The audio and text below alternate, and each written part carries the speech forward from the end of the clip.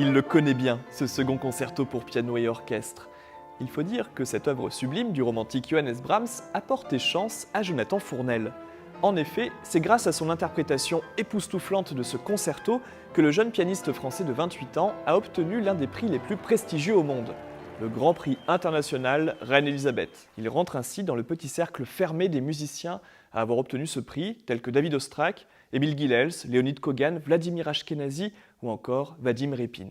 Alors, quand Jonathan Fournel sera considéré comme un des plus grands pianistes de notre temps, à l'instar d'un Evgueni Kissin, vous pourrez dire « moi je l'ai vu, en 2023, il était tout prêt et brillait déjà dans le second concerto de Brahms ».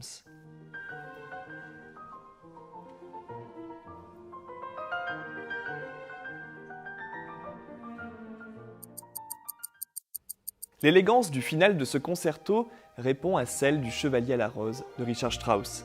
Une suite de danses, sorte d'anthologie des plus beaux airs de cet opéra de Strauss, où plane le parfum raffiné de la noblesse viennoise, une œuvre de nostalgie donc, qui sonne comme l'écho d'un monde d'hier, sophistiqué et galant, où l'on dansait la valse, Vienne oblige.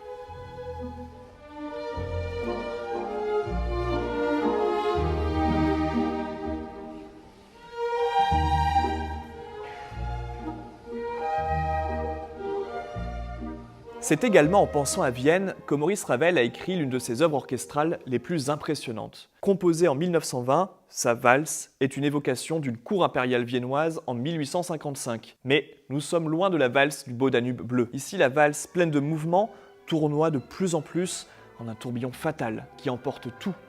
Les souvenirs d'un monde révolu qui n'a rien fait pour que l'Europe échappe à la catastrophe. Pensée comme une histoire sans parole, la valse de Ravel est, selon son auteur, je cite, une espèce d'apothéose de la valse viennoise à laquelle se mêle dans mon esprit l'impression d'un tourbillon fantastique et fatal.